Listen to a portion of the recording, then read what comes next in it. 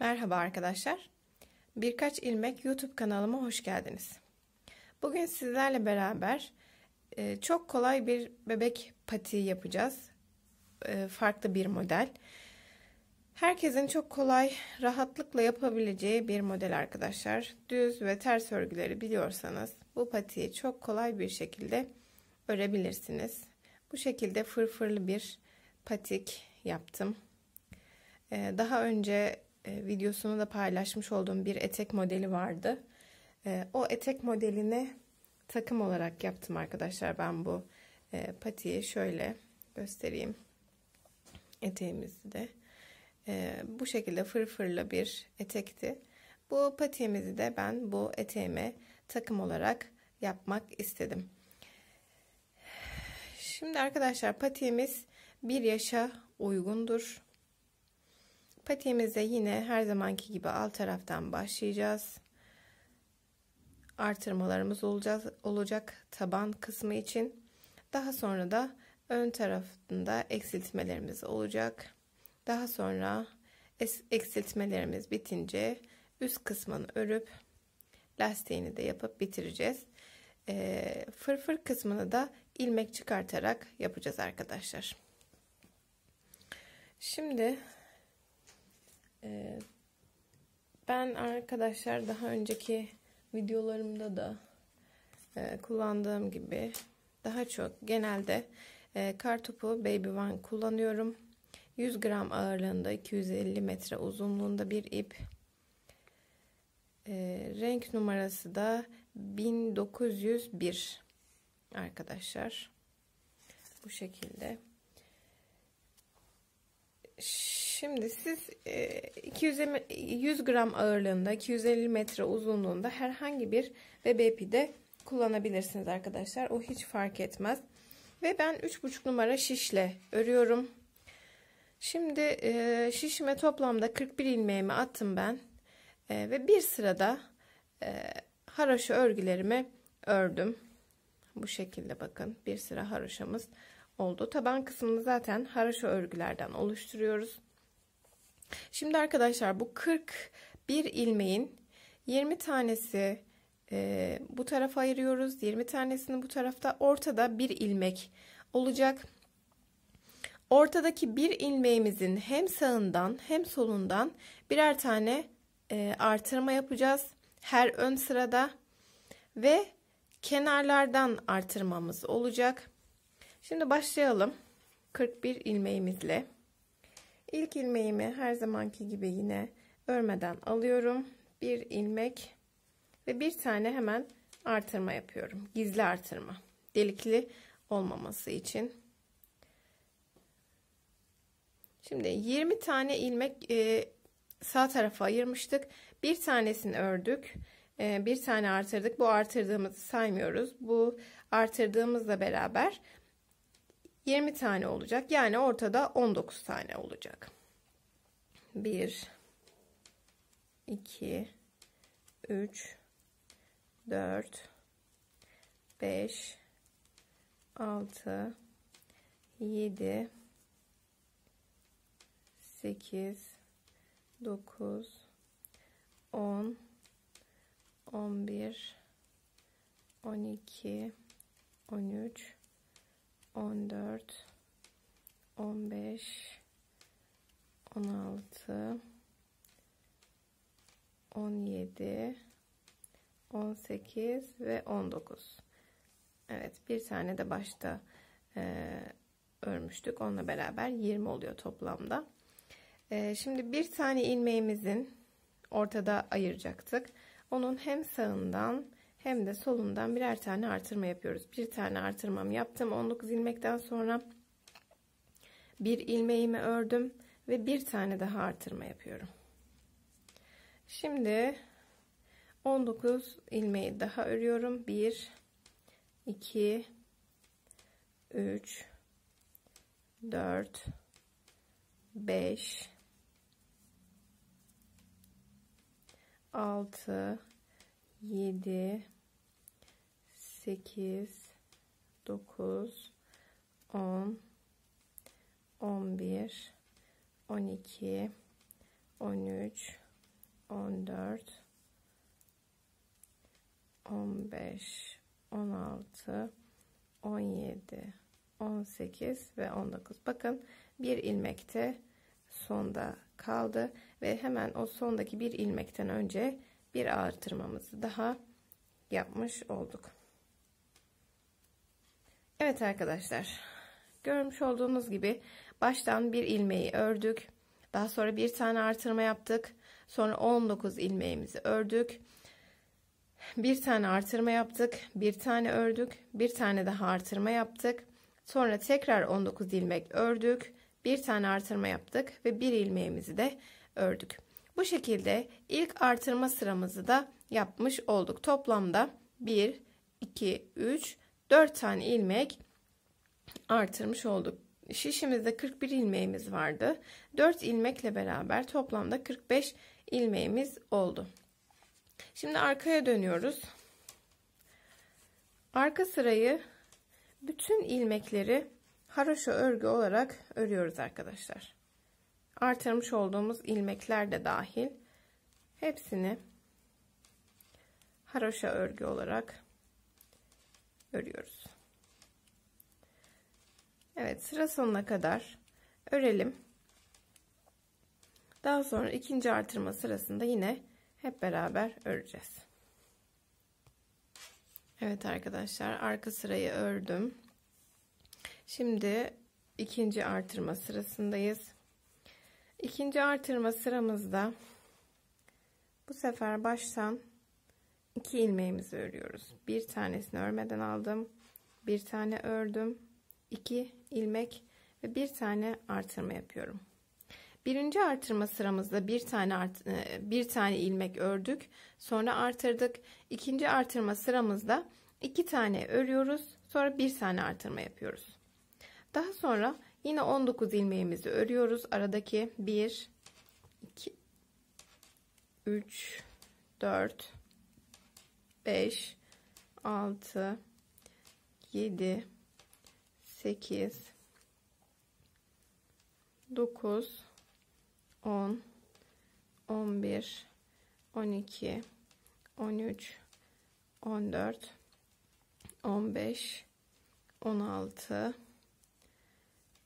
17, 18 ve 19. Birinci sırada birinci artırma sıramızda ortada bir tane ilmek vardı. Sağından ve solundan birer artırma yaptık. Şimdi arkadaşlar ortada 3 ilmeğimiz olacak. Çünkü bir önceki sırada sağından ve solundan birer artırma yaptık. 3 ilmek oldu. Şimdi tekrar 19 ilmekten sonra bir tane artırmamı yapıyorum. Ve arada bu sefer dediğim gibi 3 ilmek örüyorum. 1, 2 ve 3. Tekrar bir tane daha artırma yapıyorum. Evet. Şimdi tekrar 19 ilmeğimi örüyorum. 1, 2, 3, 4, 5, 6, 7, 8, 9, 10, 11, 12, 13, 14, 15, 16, 17, 18 ve 19. Bakın 2 ilmeğimiz kaldı. Tekrar bir artırma yapıyoruz ve 2 ilmeğimizi örüyoruz. Evet, başta da 2 ilmek örmüştük. Sonra artırmamızı yapmıştık. Sonda da 2 ilmeğimizden önce bir tane artırmamızı yaptık. Bu sırada da ikinci sıramızda da toplamda 4 tane ilmeğimiz artmış oldu. Tekrar arka tarafa dönüyoruz. Yine arkadaşlar arka tarafı da haroşa örgülerle örelim. Örgümüzün sonuna kadar. 3. artırma sırasında yine görüşeceğiz. Evet, şimdi 3. artırma sıramızdayız. Arka sırayı haroşa örgülerle ördüm. Şimdi 3. sıramıza başlıyoruz. 3. sıramızda 1, 2 ve 3 tane örüyoruz başta. Birinci sırada bir ilmek ördük. artırma yaptık. İkinci sırada 2 ilmek ördük, artırma yaptık. Üçüncü sırada 3 ilmek ördük ve bir tane gizli artırmamızı yapıyoruz. Tekrar arada 19 ilmek. 1 2 3 4 5 6 7 8 9 10 11 12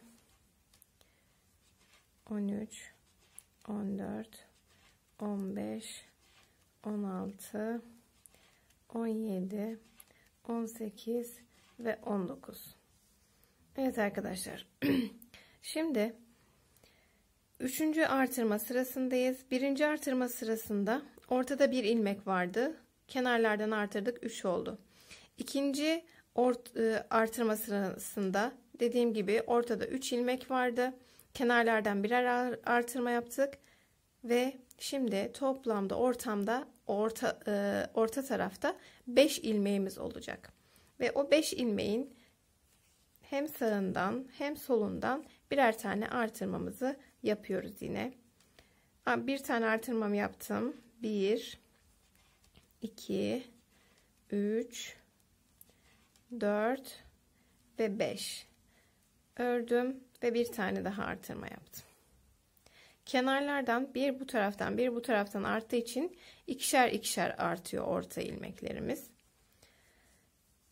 Evet, şimdi tekrardan 19 ilmeğimizi öreceğiz ve sıra sonunda 3 ilmeğimiz kalacak. 3 ilmeğimiz kaldıktan sonra tekrardan bir tane daha artırmamızı yapacağız.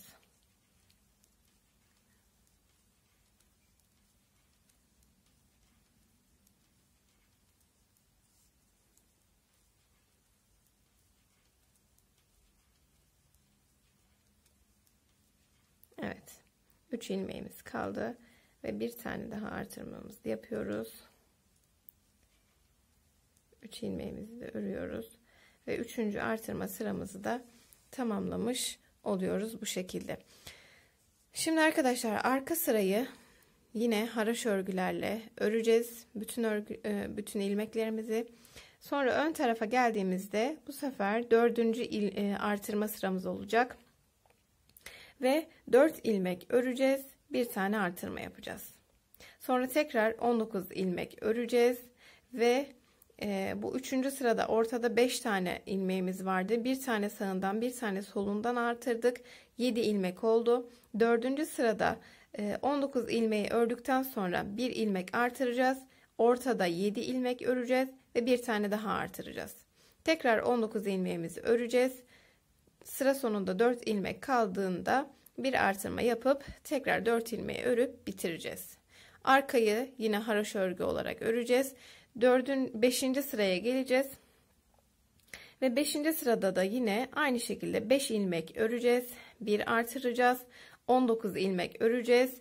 Ve arada bu sefer 9 ilmeğimiz olacak. 9 ilmeğin bir sağından bir solundan artırmalarımızı yapacağız. Daha sonra burada tekrar 19 ilmek öreceğiz. Sıra sonunda 5 ilmeğimiz kalmış olacak. Bir tane artırma yapıp 5 ilmeğimizi de örüp sıramızı tamamlayacağız. Arka sırayı da haraşo olarak öreceğiz ve 5 tane toplamda 5 tane artırma sırası yapmış olacağız arkadaşlar. Şimdi 5 tane artırma sıramızı yapalım. Geleceğim. Ondan sonra beraber örmeye devam edeceğiz. Evet arkadaşlar. Ben artırmalarımı bitirdim. 5 tane artırma sırasını yaptım. Ve arka sırayı da haraşo olarak ördüm.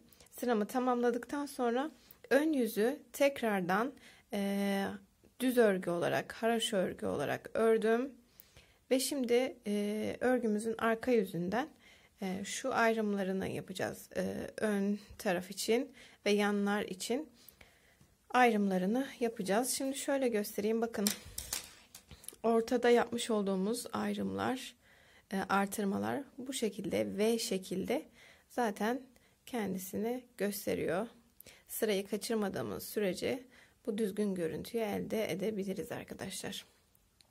Şimdi Ön tarafı da dediğim gibi düz örgülerle ördüm. Şimdi arka tarafta ayrımları yapacağız. Şu anda toplamda şişimizde 61 ilmeğimiz var. En başta başlarken 41 ilmeğimiz vardı. 5 sırada toplam 20 tane artırma yapmış olduk. Bu 61 ilmeğin sağ tarafta ve sol tarafta 20'şer ilmek, ortada 21 ilmek olarak ayrımını yapacağız. Yan tarafları haroşa örgü olarak öreceğiz. Orta tarafı ön taraftan düz örgü, arka taraftan da ters örgü olarak öreceğiz. Evet, şimdi başlayalım. İlk ilmeğimi her zamanki gibi örmeden alıyorum. 1 2 3 4 5 6 7 8 9 10 11 12 13 14 15 16 17 18 19 ve 20. Tekrar sayalım. 2 4 6 8 10 12 14 16 18 20. Evet. Şimdi ipimizi arka tarafa, ön tarafa alıyoruz ve 1 2 3 4 5 6 7 8 9 10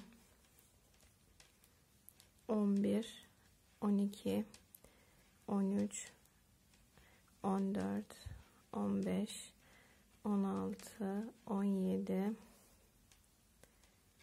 18 19 20 ve 21. 21 ilmeğimizi arka tarafta olduğumuz için ters örgülerle ördük. Şimdi geri kalan 20 ilmeğimizi haroşa olarak öreceğiz ve örgümüzün ön tarafına geldiğimizde de orada ön sırada artık eksiltmelerimizi başlayacağız arkadaşlar. Evet. Geri kalan ilmeklerimizi haroşa olarak örüyoruz.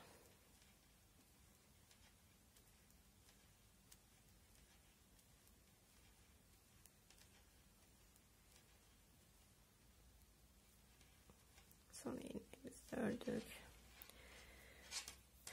Şimdi örgümüzü sadece bu örmüş olduğumuz düz örgülerde eksiltmesini yapacağız. Haroşa örgülerimiz sağ tarafta ve sol tarafta 20'şer ilmek devamlı aynı şekilde gidecek.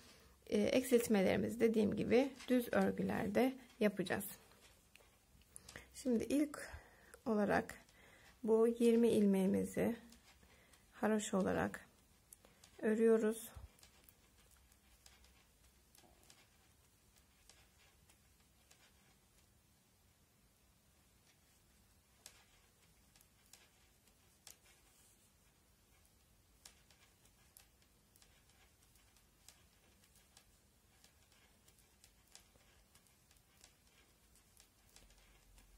Evet, haroşa örgülerimiz bitti. Hemen bu iki ilmeği bir alarak en başta eksiltmemizi yapıyoruz. Daha sonra diğer ilmeklerimizi düz örgü olarak örüyoruz ve düz örgülerde son iki ilmek kaldığında orada da eksiltme yapacağız. Yalnız yönlerini değiştirerek eksilteceğiz ki düzgün bir görünüm elde edebilelim.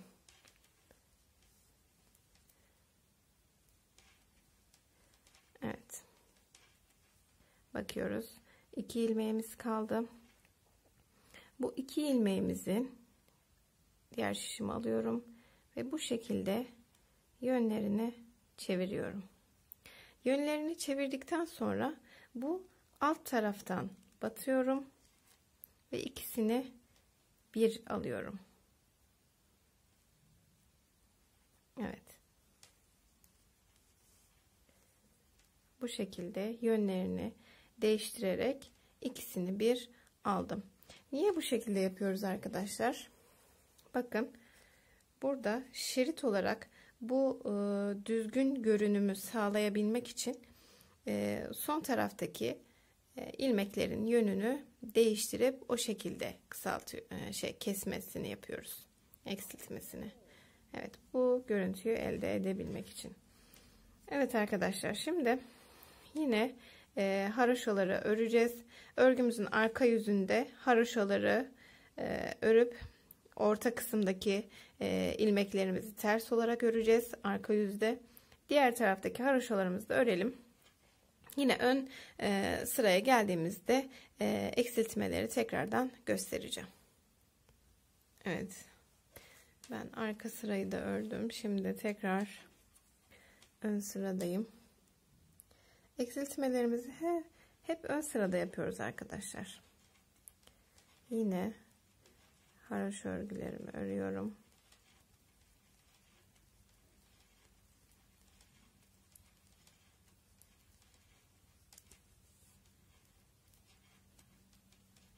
Artık modelleri belli olduğu için saymaya da gerek yok.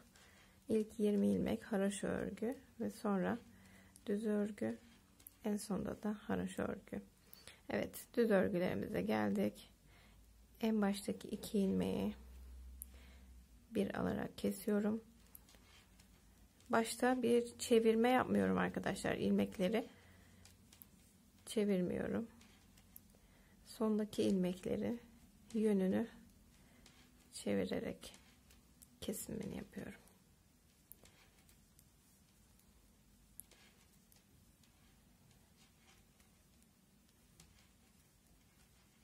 Evet, bakın son 2 ilmeğim kaldı ve bunları önce bu şişime aktarıyorum ve yönlerini bu şekilde çeviriyorum.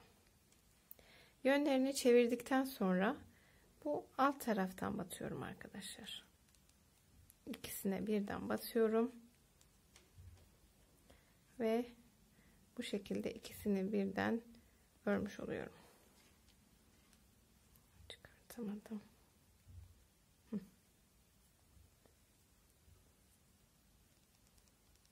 Evet. Evet. Bakın yönünü çevirdik. Bu tarafa eğimli olarak o da gidiyor.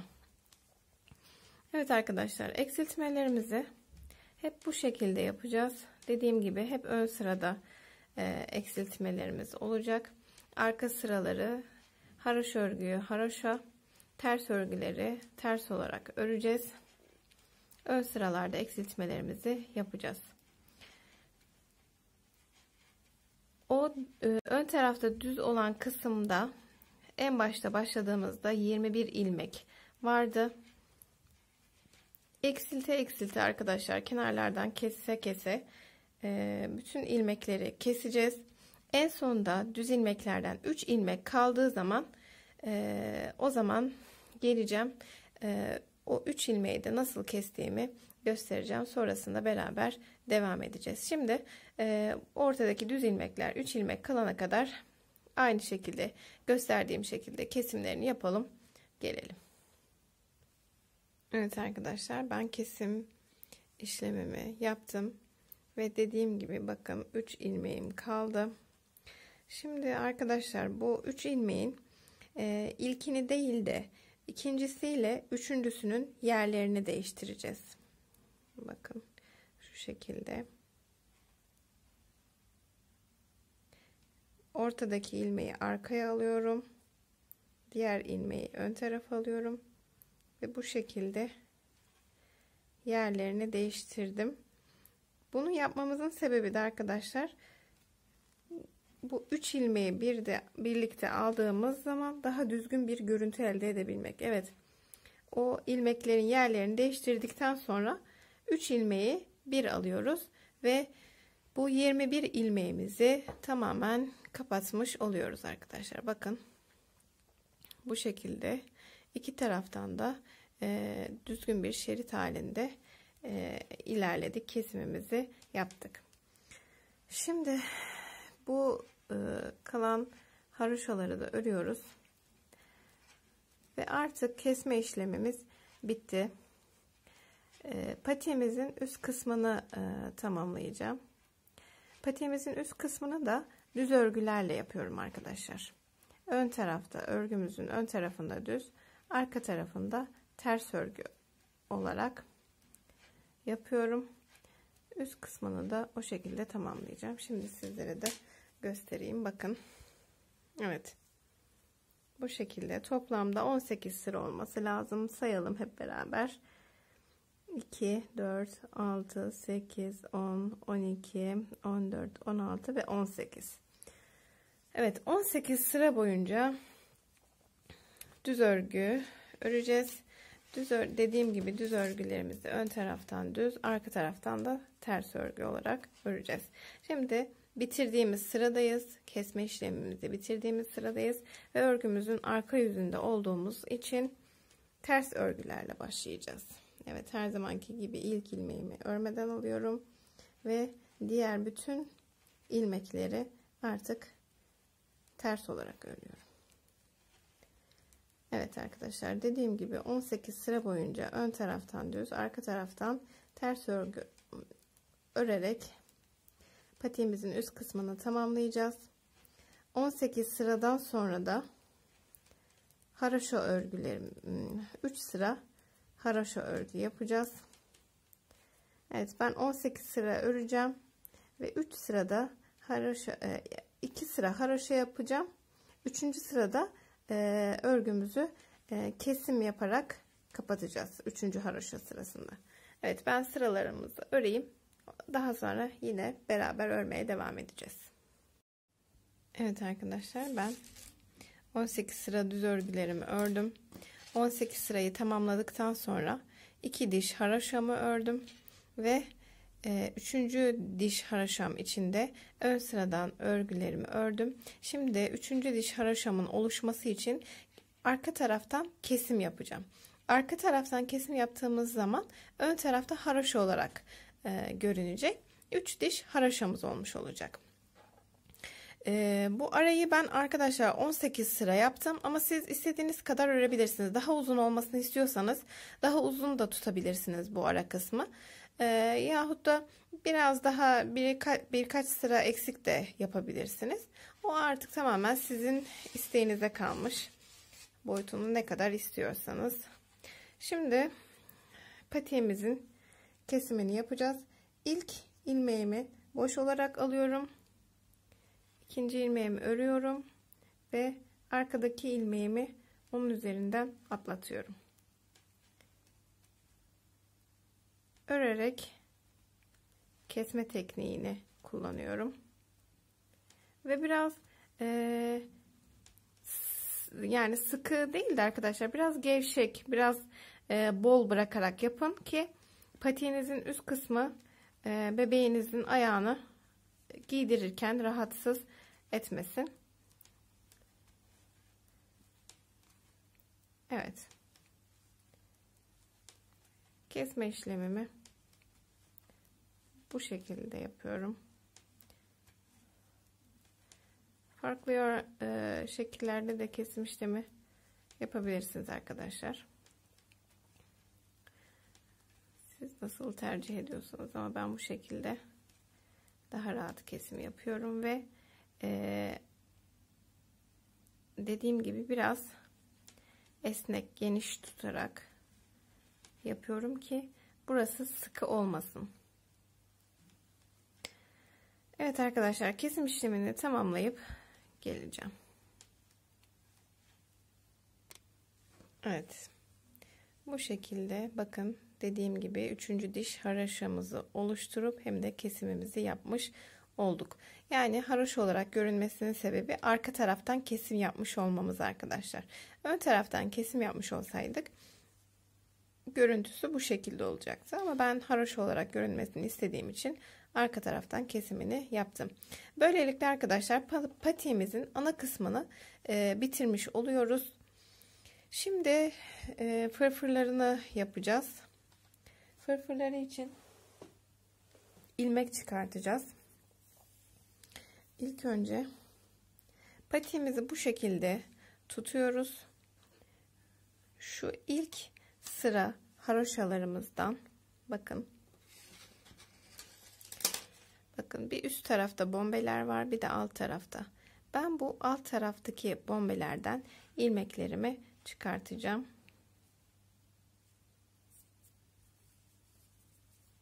İlk önce ilk bombeden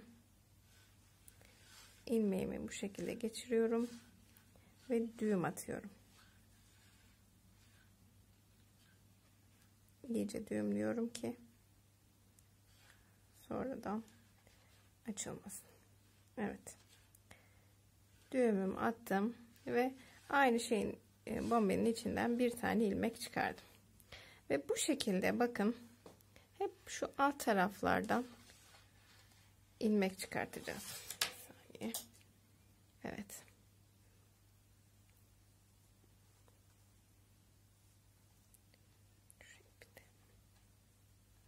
Evet. Bakın bu üst taraf, bu alt taraf. Eğer bu şekilde şişle yapamıyorsanız tığ yardımıyla da ilmeklerinizi çıkartabilirsiniz. Evet. Bu şekilde hep alt bombelere batarak ilmeklerimizi çıkartıyoruz. Evet. Bu şekilde arkadaşlar sıra sonuna kadar ilmeklerimizi çıkartalım. Ondan sonra geri geleceğim. Evet. İlmeklerimi çıkardım. Bu şekilde şimdi örgümüzün ön yüzündeyiz. Ve burada artırma yapacağız. Fırfırımızın oluşması için ilk ilmeğimizi yine örmeden alıyorum ve bir tane gizli artırma yapıyorum. Bir ilmek örüyorum, bir tane gizli artırma yapıyorum. Bir ilmek örüyorum, bir tane artırma yapıyorum. Bu şekilde ilmek sayımızı 2'ye katlamış oluyoruz.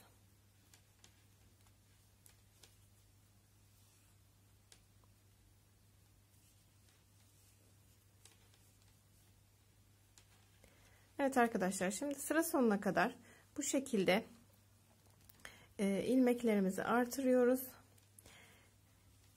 Sıra sonunda örgümüzün diğer tarafında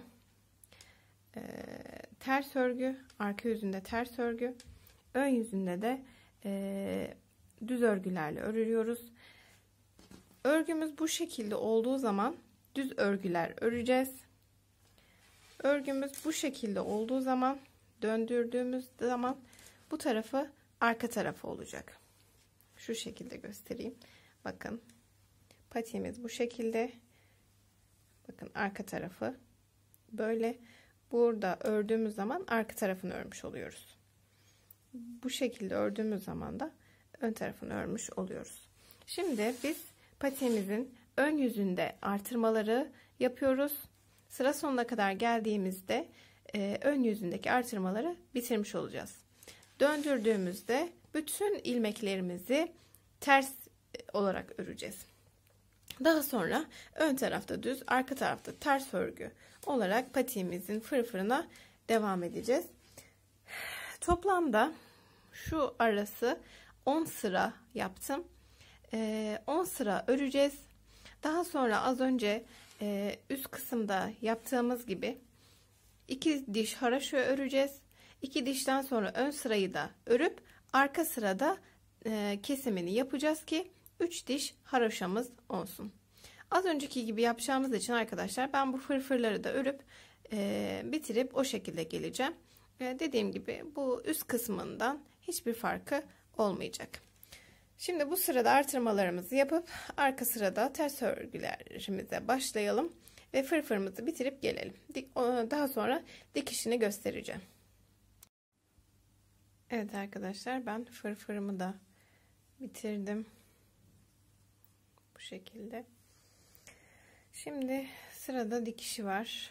Dikişini yaparken patiğimi Bu şekilde iç kısmını çeviriyorum dışa doğru. Bu fırfırlarını sonradan dikeceğimiz için fırfırlarını içeriye koyuyorum. Bu şekilde. Onları sonradan dikeceğim. Şuradaki ipimi, iğnemi geçiriyorum. Biraz tabi ipinizi uzunca bırakırsanız daha iyi olur. Şu ip de içeride kalsın istediğim için içeriye doğru çekiyorum ve şu şekilde ilk önce bir köşeleri sabitliyorum. Ve bakın arkadaşlar, karşılıklı şu şekilde ilmekler var ve bunların ortasından çapraz bir şekilde geçirerek dikiyorum. Bakın. Karşılıklı olmasına dikkat edelim. İlmek atlamamaya dikkat edelim. Evet. Bakın. Bu şekilde dikerseniz çok düzgün bir görüntü elde edersiniz. Evet, bakın.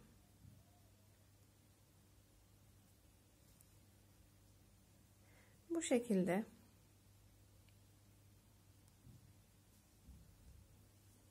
hep görüyorsunuz. Bakın, hep karşılıklı. En başta ilk ilmeği örmeden aldığım için buralar bu şekilde hep düzgün oluyor. Bunları da dikişinin benim gösterdiğim şekilde yaparsanız, bakın, ortasından geçiriyorum. Çok düzgün bir dikiş elde etmiş olursunuz arkadaşlar. Şimdi sıra sonuna kadar gösterdiğim şekilde, bu patik ucuna kadar gösterdiğim şekilde dikişimizi yapalım. Daha sonra da hep beraber fırfır kısmına dikelim. Evet arkadaşlar, ben bakın dikişimizi yaptım. Bu şekilde. Evet, şimdi sıra fırfırımızı dikmeye geldi. İpimi biraz uzunca bırakmıştım. Bu şekilde yine tersine çeviriyoruz. Bakın, fırfırımız bu şekilde tersine çevirdik. Yine aynı şekilde köşeleri birleştiriyorum.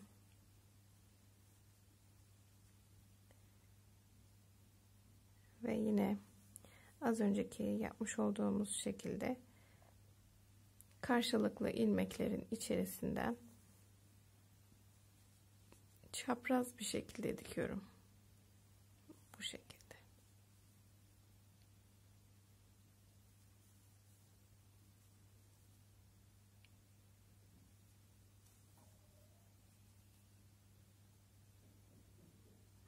Evet.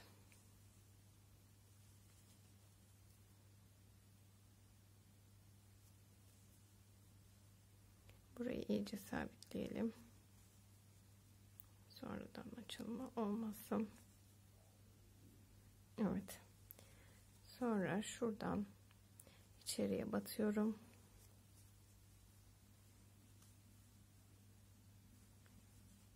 Buradan da ipimi biraz yürütüp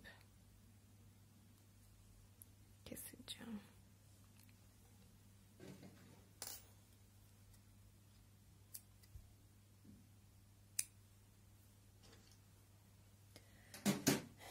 Evet, bu şekilde patiğimizin fırfırını da dikmiş olduk. Evet arkadaşlar, patiğimizi bu şekilde tamamladık. Patiğimiz 1 yaşa uygun oldu arkadaşlar.